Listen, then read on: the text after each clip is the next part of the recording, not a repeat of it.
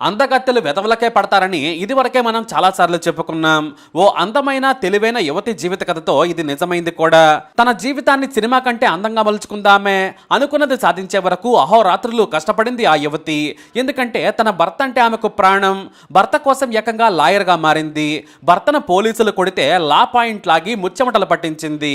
తన భర్త రౌడీ అని, హిస్టరీ షీటర్ అని పోలీసులు కోర్టులో కేసు వేస్తే తన మాటలతో చట్టంలోని లా పాయింట్లతో పబ్లిక్ ప్రాసిక్యూటర్ ముచ్చెమటలు పట్టించింది. హిందీ మీడియంలో చదువుకున్న ఆమె ఇంగ్లీష్ నేర్చుకుని ఏకంగా హేమాహేమీల పక్కన కోర్టులో కూర్చుంది. అనర్గళంగా ఇంగ్లీష్లో మాట్లాడుతూ సెక్షన్లను అవపోసన పట్టిన యువతి భర్త మీద 14 కేసులు పెట్టినా కూడా బెయిల్ మీద బయటకు తీసుకొచ్చింది. కానీ ఈ గొప్ప కథకి ముందు ఆ తర్వాత ఎన్నో మలుపులున్నాయి.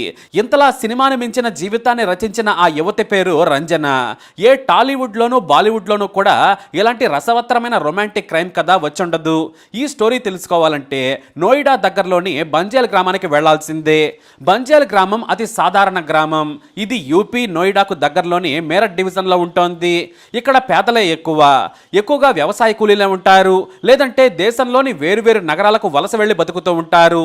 ఇదే గ్రామంలో రంజన ఇంటర్ చదువుతోంది. ఇక ఈ రంజన గ్రామంలోనే తోపు బ్యూటీ. ఎంతలా అంటే మట్టి అందాలు అన్ని రంజనలో కనిపిస్తాయి.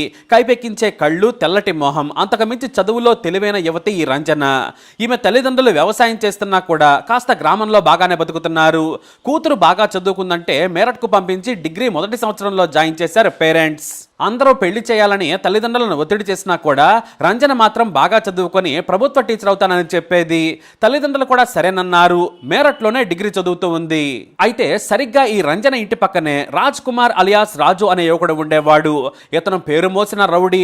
అగ్రకులమైనా కూడా ఆర్థికంగా సరిగ్గా లేకపోవడంతో చెడు సావాసాల కారణంగా దొంగతనాలు, హత్యలు, దోపిడీలు చేసేవాడు. ఇతని మీద పోలీసులు రౌడీ షీట్ తెరిచారు. కానీ విలేజ్ లో మాత్రం హీరోలా తిరిగేవాడు. ఒక కారు, తన కింద కొంతమంది యువకులతో హీరోయిజం చలాయించేవాడు. ఈ రాజుకు పక్కింట్లో ఉండే రంజనపై కన్నుపడింది. ఆమెను ప్రేమిస్తున్నానంటూ వెంటపడ్డాడు. ఎంతలా అంటే రౌడీ అయినా కూడా రంజన కాలేజ్ ముందు పడిగాపులు కాసేవాడు. రంజన వైపు నుంచి కూడా పాజిటివ్ సిగ్నల్స్ రావడంతో ప్రేమ మొదలైంది. ఇద్దరు గాఢంగా ప్రేమించుకున్నారు. రౌడీయిజం వదిలేసి లవ్విజం మొదలుపెట్టాడు రాజు. గ్రామంలో రాజుకు విలువ లేదు, కానీ రాజు అంటే భయం ఉంది.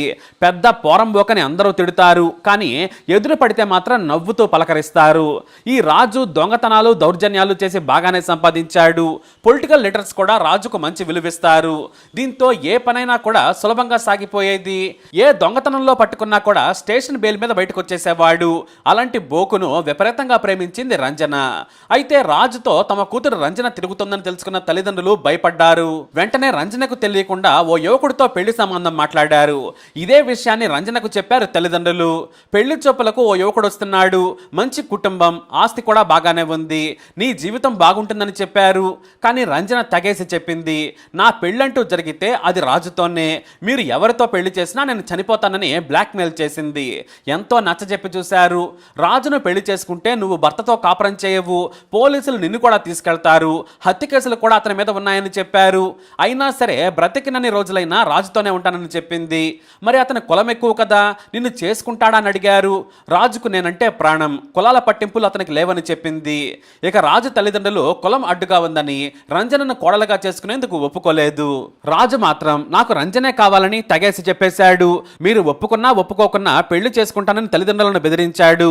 దీంతో రెండు కుటుంబాల వారు ఒప్పుకోక తప్పలేదు. పెళ్లి గ్రామంలోనే ఘనంగా జరిగింది. అలా రౌడీని పెళ్లి చేసుకుంది రంజన. అయితే పెళ్లైన కొన్నాళ్లకే ఓ పాత కేసులో పోలీసులు అరెస్టు చేసి జైలుకు పంపారు. కొద్ది రోజులకు బెయిల్ మీద వచ్చాడు. మళ్లీ పోలీసులు జైల్లో పెట్టారు. దీంతో రంజన తన భర్త బెయిల్ కోసం లాయర్ల చుట్టూ తిరుగుతూ ఉండేది. డబ్బులు కూడా ఖర్చు అయ్యేవి. కొన్నిసార్లు డబ్బులు కూడా ఉండేవి కావు. తల్లిదండ్రుల దగ్గరే డబ్బు తీసుకుని భర్తకు బెయిల్ ఇప్పించేది. అయితే పెళ్ళైనా కూడా డిగ్రీ పూర్తి చేసింది రంజన. ఇక భర్త ఏడాదిలో సగం జైల్లో, సగం ఇంట్లో ఉండేవాడు. ఇక లాయర్లకు వేలకు వేలు డబ్బులు ఇవ్వాల్సి వచ్చేది. దీంతో రంజనకు చిరాకు వేసింది. తన భర్తను కాపాడుకునేందుకు తానే లాయర్ కావాలనుకుంది. వేలకు వేలు లాయర్లకు డబ్బులు ఇచ్చే కంటే తన భర్తను తానే బయటకు తీసుకొచ్చి మార్చుకోవాలి అనుకుంది. అలా వెంటనే LLB చదివింది. తన భర్త సహకరించకున్నా కూడా చదువుకుంది రంజన. గ్రామంలో అందరూ నవ్వేవారు. రౌడీ షీటర్ను కాపాడుకునేందుకు ఈమె లాయర్ అవుతుందట అని వెటకారం చేసేవారు. అంతేకాదు ఇటు భర్త రాజు సైతం తిట్టేవాడు. మరీ ఎక్కువగా ఆలోచిస్తున్నావు, నువ్వు ఇంట్లో కూర్చో, నేను చూసుకుంటాలే, నా విషయంలో వేలు పెట్టద్దని బెదిరించేవాడు.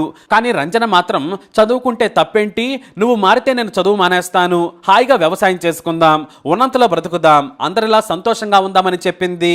కానీ రాజు మాత్రం మద్యం తాగి భార్యనే నోటికొచ్చినట్టు తిట్టేవాడు. అయితే రంజన మాత్రం ఈ విషయంలో రాజు మాట అస్సలు వినలేదు. అలాగే లాచడి వేసింది. మీరట్లోని ఓ లాయర్ దగ్గర ఏడాది పాటు పనిచేసింది. ఆ తర్వాత నోయిడాలోని ఓ ప్రముఖ లాయర్ దగ్గర కూడా పనిచేసి ఇంగ్లీష్ మీద మంచి పట్టు సాధించింది. పిటిషన్లు రాయడం నుంచి ఇంగ్లీష్లో వాదించే వరకు 2 ఏళ్లలోనే ఎంతో అనుభవం ఉన్న లాయర్లా కష్టపడింది రంజన. తన భర్త జైల్లో ఉంటే ఆమె చదువు మీద దృష్టి పెట్టింది. చదువుకు భర్త డబ్బులు ఇవ్వకున్నా తండ్రి ప్రోత్సాహంతో ముందుకు సాగింది. ఇక లాయర్గా ప్రాక్టీస్ మొదలుపెట్టినప్పటి నుంచే పోలీసులు భర్తను అరెస్ట్ చేసేందుకు వస్తే ఎందుకు తీసుకెళ్తున్నారు, అరెస్ట్ వారెంట్ ఉందా, ముందస్తు నోటీస్ ఇచ్చారా అని నిలదీసి పోలీసులను వెనక పంపించేసేది. దీంతో రాజుకి ఎక్కడ లేని ధైర్యం వచ్చేసింది. ఆ తర్వాత వరుసగా భర్తకు బెయిల్ కూడా తీసుకొచ్చి ఇచ్చింది రంజన. కానీ ఓ రోజున రాత్రి బయటకు వెళ్లిన రాజు ఇంటికి రాలేదు. ఎంత ఫోన్ చేసినా లిఫ్ట్ చేయలేదు. చివరకు రాత్రి 12 గంటలకు స్థానిక ఎస్ఐ ఫోన్ చేసి నీ భర్త దొంగతనం కేసులో దొరికాడు, వచ్చి తీసుకెళ్లమని చెప్పారు. కానీ రాజు మాత్రం నేనే వస్తున్నాను, నువ్వు రావద్దని చెప్పాడు. ఆ రోజు రాత్రి 1 గంట సమయంలో రాజు ఇంటికి వచ్చాడు. కానీ పోలీసులు విపరీతంగా కొట్టారు. ఎందుకంటే ఓ ఇంట్లోకి చొరబడి బెదిరించాడు. ఆడవాళ్లతో అసభ్యంగా ప్రవర్తించాడని ఫిర్యాదు చేయడంతో రాజును చెతకొట్టి వదిలారు పోలీసులు. ఎంత చెప్పినా మారవా అంటూ బుద్ధి చెప్పారు. అయితే భర్త ఒంటిపై గాయాలను చూసిన భార్య రగిలిపోయింది. భర్తను కూడా స్టేషన్కి తీసుకెళ్లి తన భర్తను ఎవరు ఎందుకు కొట్టారో నాకు చెప్పాలంటూ ఆ గాయాలను వీడియో తీసింది. మీకు ఏ చట్టం కొట్టే హక్కు ఇచ్చిందో నాకు చెప్పాలి, లేదంటే రేపు స్టేషన్ మొత్తాన్ని కోర్టుకి ఈడుస్తానని బెదిరించింది. దీంతో పోలీసులు నీళ్లు నమిలారు. ఉన్నతాధికారులు రంజనకు సర్ది చెప్పారు. నువ్వు మాట్లాడేది కరెక్టే, కానీ నీ మీద మరొక యువకుడు వచ్చి చేయి వేస్తే ఊరుకుంటారా, మీ అమ్మా నాన్నను బెదిరిస్తే ఊరుకుంటారా, నువ్వు ఊరుకుంటానంటే మా మీద కేసు పెట్టు, లేదంటే మాత్రం నీ మొగుడిని మార్చుకో, నీ మీద మాకు గౌరవం ఉంది, భర్త కోసమే లాయర్గా మారావని తెలుసు, నీ గురించి పేపర్లలో కూడా చదివామని చెప్పారు. దీంతో తలదించుకున్న రంజన ఇంటికి వచ్చాక భర్తతో గొడవ పెట్టుకుంది. ఇక నువ్వు మారాలని చెప్పింది. నువ్వు దొంగతనాలు మానేస్తే మంచిది, నిన్ను నేను పోషిస్తానని చెప్పింది. దీంతో భర్త రాజు మారతానని చెప్పాడు. కొంతవరకు మారాడు కూడా. అంతేకాదు లాయర్గా ప్రాక్టీస్ చేయడం మొదలుపెట్టింది రంజన. ఇక రంజన లాయర్గా మారిపోయింది. కొత్త కేసులను తీసుకుంటూ వాదిస్తూ ఉండేది. ఆమెను కోర్టు మీద బైకుకి తీసుకెళ్లేవాడు రాజు. అయితే రంజన పాపులారిటీ అంతకంతా పెరుగుతూ ఉంది. స్వయంగా రాజే కోర్టుకు తీసుకెళ్తూ ఉండడంతో ఆమె మగాళ్ళ మధ్య కూర్చొని ఏదో మాట్లాడుతూ ఉంటూ నవ్వుతూ ఉండేది. అదంతా చూసి రంజన మీద అనుమానం పెంచుకున్నాడు భర్త. ఇక గ్రామంలో కూడా రాజును చీప్గా చుట్టం మొదలు పెట్టారు. రంజన మొగుడి కోసం లాయర్గా మారింది, ఇప్పుడు భర్తనే పోషించే స్థాయికి వచ్చిందని మాట్లాడటం మొదలు పెట్టారు. ఇదంతా కూడా రాజులో అసూయ కలిగించింది. తన కోసమే లాయర్ అయింది అన్న విషయం కూడా మర్చిపోయాడు. పాత కేసుల్లో పోలీసులు అరెస్ట్ చేస్తే రంజనను కూర్చోమని పోలీసులు కుర్చీ వేసేవారు, రాజును మాత్రం నిలబెట్టి మాట్లాడేవారు. మరోవైపు వ్యవసాయం చేస్తూ కూలీగా ఉంటున్నాడు రాజు. కానీ భార్యను చూసి మాత్రం అసూయ పెంచుకున్నాడు. అసలే అందగత్తె, ఆమె లాయర్లతో చనువుగా ఉండడం చూసి తట్టుకోలేకపోయాడు. దీంతో నువ్వు ప్రాక్టీస్ మానేయమని, నువ్వు మగాళ్ళతో మాట్లాడటం తిరగడం నచ్చడం లేదని చెప్పేవాడు. రంజన గొడవ పెట్టుకుంది. లాయర్ అన్నాక తప్పదు, జడ్జి అయినా లాయర్ అయినా సరే కేసు తీసుకున్నాక అందరితో మాట్లాడాలి, ఎవరు నీలా తప్పుగా ఆలోచించరు, ఎవరి పనుల్లో వారుంటారు, బుద్ధి కూడా మార్చుకోమని చెప్పింది. కండలరాజు కాస్త భార్య లాయర్ అయిన తర్వాత ఆమె ఎదుగుదలను చూసి తట్టుకోలేకపోయాడు. అంతేకాదు హైకోర్టులో ప్రాక్టీస్ చేయాలనేది రంజన కోరిక. కానీ రాజు మాత్రం భార్య మీద అసూయ పెంచుకొని ఏకంగా చంపేయాలి అనుకున్నంతగా మారిపోయాడు. నా భార్య గ్రామంలోని మగాళ్ల ముందు కూడా కూర్చొని మాట్లాడుతోంది, అందరూ ఆమెతోనే మాట్లాడుతున్నారు, బయట కూడా ఆమెకు మంచి గుర్తింపు ఉంది, ఆమెకు వేరే లాయర్లతో ఏమైనా సంబంధం ఉందేమో అంటూ లేనిపోని అనుమానాలు పెంచుకున్నాడు. దీంతో హత్యకు ప్లాన్ చేశాడు రాజు. కానీ ఇంతలో తన స్నేహితుడు పిలిచాడని ఓ పెద్ద ఇంట్లో భారీ దొంగతనం చేశాడు. తన గ్యాంగ్తో కలిసి దాదాపు 25 లక్షల విలువైన బంగారం డబ్బు దొంగిలించాడు.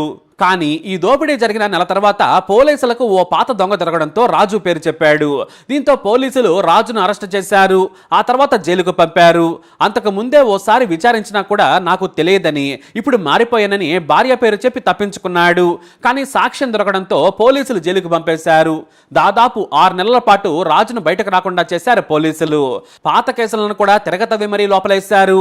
అయితే లంజన లాయర్ కావడంతో ప్రతి కేసులోనూ బెయిల్ సంపాదించి చివరకు అన్నింట్లోనూ విముక్తి కల్పించింది. మొత్తం 14 కేసుల్లో బెయిల్ మీద బయటకు వచ్చాడు రాజు. కానీ అతని భార్య కష్టం అర్థం కాలేదు. ఆమె గొప్పతనం విలువ తెలియలేదు. చదువు రాని తనకు ఆమె దొరకటమే అదృష్టం అనుకోవాల్సిన రాజు వచ్చి రాగానే ఆమెకే మర్డర్ ప్లాన్ చేసేశాడు. ఎవరో లాయర్తో ఆమెకు అక్రమందం ఉందని అనుమానంతో తన తమ్ముడు మరో 2 రౌడీ షీటర్లతో ప్లాన్ చేశాడు. మేరట్ కోర్టులోనే అర్జెంట్ పని ఉందని కారులో రంజని ఎక్కించుకున్నాడు రాజు.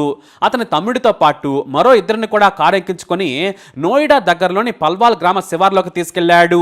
పాపం ఆమెను చంపేందుకు తీసుకెళ్తున్నాడని కలలో కూడా ఊహించలేదు. తీరా అక్కడికి వెళ్ళగానే ఆ 2 రౌడీ షీటర్లు ఆమెను పట్టుకున్నారు. అప్పటికి కానీ ఆమెకు అర్థమైంది. చంపద్దని బ్రతిమిలాడింది, వేడుకుంది. నేను నిన్ను కాపాడాను, ఎందుకు చేస్తున్నావని నిలదీసింది. కానీ అవేవి కూడా వినే స్టేజ్లో లేడు రాజు. నువ్వు లాయర్తో అక్రమందం పెట్టుకున్నావు, అందుకే నేను చంపేస్తున్నాను అన్నాడు. ఆమె చెప్పేది పొరపాటును కూడా వినలేదు రాజు. కత్తితో 4 సార్లు పొడిచి ఆమెను నీళ్లు లేని బావిలోకి విసిరేశాడు. ఆ తర్వాత పైనుంచి కట్టెలు వేశారు. పెట్రోల్ పోసి బావిలోకి వేసి నిప్పట్టించేశారు. కొన ఊపిరితో ఉన్న రంజనను సజీవంగా దహనం చేశాడు మూర్ఖుడు.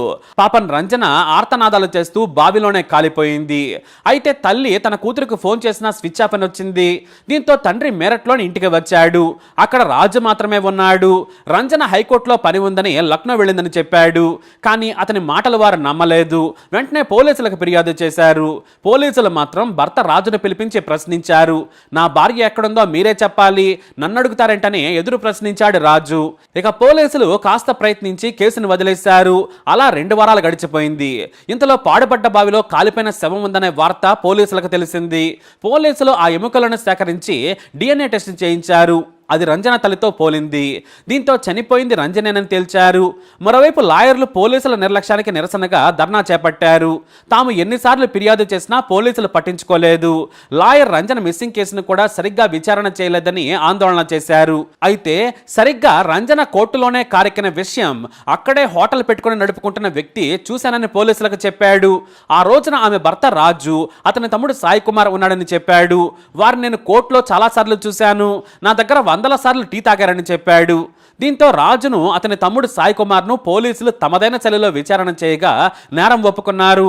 నాకంటే రంజన స్టేటస్ ఎక్కువ, నాకు విలువ లేకుండా పోయింది. రంజన నలుగురితో తిరగడం నాకు నచ్చలేదు. నేను లాయర్ ప్రాక్టీస్ వదిలేయమన్నా వినలేదు. ఆమె ఇంగ్లీష్లో మాట్లాడుతూ నా ముందే మగవారితో నవ్వుతూ ఎంజాయ్ చేస్తోంది. అందుకే అసూయతో చంపేశానని చెప్పాడు సైకో రాజు. కానీ భర్త అంటే రంజతకు ప్రాణం.